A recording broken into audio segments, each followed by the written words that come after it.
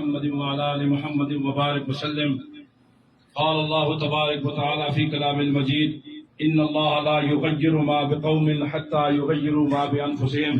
صدق الله مولانا العظیم. حضرات گرامی قدر، آج ہم ایک نماز جنازہ میں اس شخص کی نماز جنازہ میں شریک ہیں جس نے حقیقی آزادی کی جدوجہد میں جو شہداء کا ایک تسلسل ہے ان میں ایک اور شہید کا اضافہ ہوا ہے. اور کسی نے کیا خوب کہا کہ شہید کی جو موت ہے وہ قوم کی حیات ہے، شہید کا لہو جو ہے وہ قوم کی زکوٰۃ ہے. یہ ایک شہداء کا تسلسل ہے، اور یہ تسلسل کوئی آج کا تسلسل نہیں ہے. یہ تسلسل اس وقت شروع ہوا جب میرے آقا صلی اللہ علیہ وآلہ وسلم نے فاران کی چوٹیوں پر پہلا کلمہ حق بلند فرمایا اور لوگوں سے کہا، کیا لوگوں، اگر میں تم سے یہ کہوں کہ اس پہاڑ کے پیچھے سے فوج آ رہی ہے تو کیا تم اس بات کا یقین کرو گے؟ تمام لوگوں نے ایک آواز ہو کر کہا کہ ہاں، ہم اس بات کا یقین کریں گے، اس لیے کہ آپ صادق اور امین ہیں. آپ نے فرمایا تو پھر سارے مل کر کہو قولوا لا الہ الا اللہ، کہ لا الہ الا اللہ کہو، اللہ کے سوا کوئی عبادت کے لائق نہیں.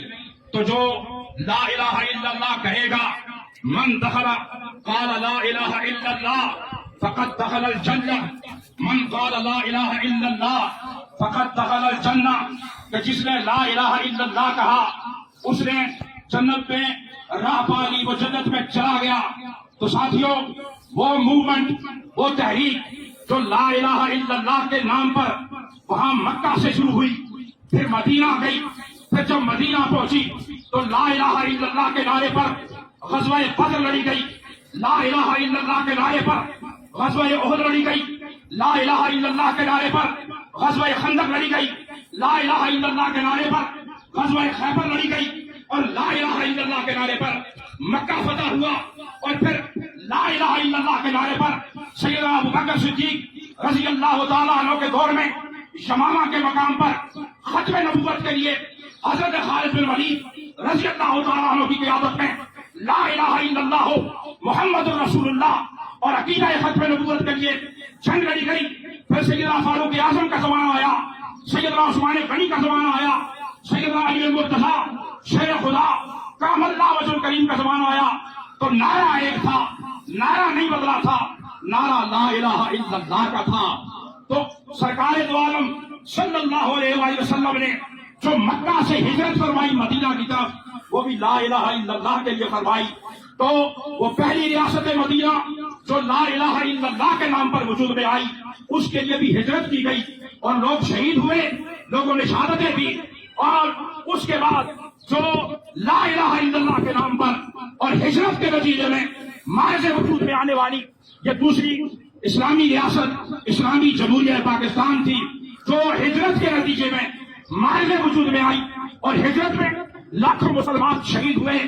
اس دھرتی کے لیے لاکھوں لوگوں نے اپنی جانیں قربان کی، لاکھوں لوگ اس کے لیے شہادتوں کے نذرانے پیش کرتے رہے، لاکھوں ماؤں بہنوں بیٹیوں کی قسمتیں تار تار ہوئی، ان کی عزتیں پامال ہوئی، کس کے لیے؟ آزادی کے لیے، شہادت کے لیے. اور پھر لا الہ الا اللہ کے لیے جو سب سے بڑا پیغام تھا اور جو سب سے بڑا نعرہ تھا، اسی لیے اس وقت بھی قائد اعظم محمد علی جناح اور آپ کے لوگوں کا نعرہ تھا کہ پاکستان کا مطلب کیا؟ سارے کہیں پاکستان کا مطلب کیا؟ پاکستان کا مطلب کیا؟ پاکستان کا مطلب کیا؟ پھر یہ موومنٹ آگے شروع ہوئی، یہ موومنٹ آگے چلی، اور آج عمران خان صاحب نے جو تحریک شروع کی وہ حقیقی آزادی کے لیے شروع کی. اور اس کا بھی جو پہلا نعرہ انہوں نے لگایا، اپنے ہر جلسے میں نعرہ لگاتے ہیں، اپنی ہر میٹنگ میں نعرہ لگاتے ہیں، ہم اپنے ہر انٹرویو میں نعرہ لگاتے ہیں. اور وہ نعرہ کیا ہوتا ہے؟ پاکستان کا مطلب کیا؟ لا الہ الا اللہ. پاکستان کا مطلب کیا؟ لا الہ الا اللہ. اور اس لا الہ الا اللہ کے لیے جو ہجرت کے نتیجے میں شہادتیں مارز وجود میں آئیں، ان شہادتوں کا تسلسل آگے جاری ہے. میرے بھائیوں، یہ کوئی آسان راہ نہیں ہے، یہ مشکل راستہ ہے. انہی پتھروں پہ چل کے آ سکو تو آؤ، میرے گھر کے راستے میں کوئی کہکشاں نہیں ہے. یہ مشکل راستہ ہے، یہ شہادتوں کا سفر ہے، لیکن میں مبارکباد پیش کرتا ہوں ان کارکنوں کو، پی ٹی آئی کے کارکنوں کو، جنہوں نے حقیقی آزادی کے لیے خان صاحب کی تحریک پر لبیک کہا اور باہر نکلے اور پہلے بھی شہادتیں پیش کروائیں، اور کل پھر ایک اور بلال جو ہے وہ شہید ہوئے، انہوں نے شہادت کے لیے اپنا تن من دھن سب کچھ وار دیا۔ تو ساتھیوں، یہ شہادت کے الفت میں قدم رکھنا ہے، یہ شہادت کے الفت میں قدم رکھنا ہے۔ لوگ آسان سمجھتے ہیں، مسلمان ہونا یہ مسلمانی کا تقاضا ہے، اور ہم سب لوگ جتنے بھی آج موجود ہیں، ہم ان کو یہ خراج عقیدت پیش کرنے کے لیے اور آج ہم جمع ہیں کہ اللہ تعالیٰ ان کے درجات بلند فرمائے، اللہ تعالیٰ ان کی منزلیں آسان فرمائے۔ تو یہ جو جدوجہد ہے، اس کے لیے اب آپ لوگوں کو یہ بھی کوشش کرنا ہوگی، یہ بھی اپنے ذہن میں رکھنا ہوگا،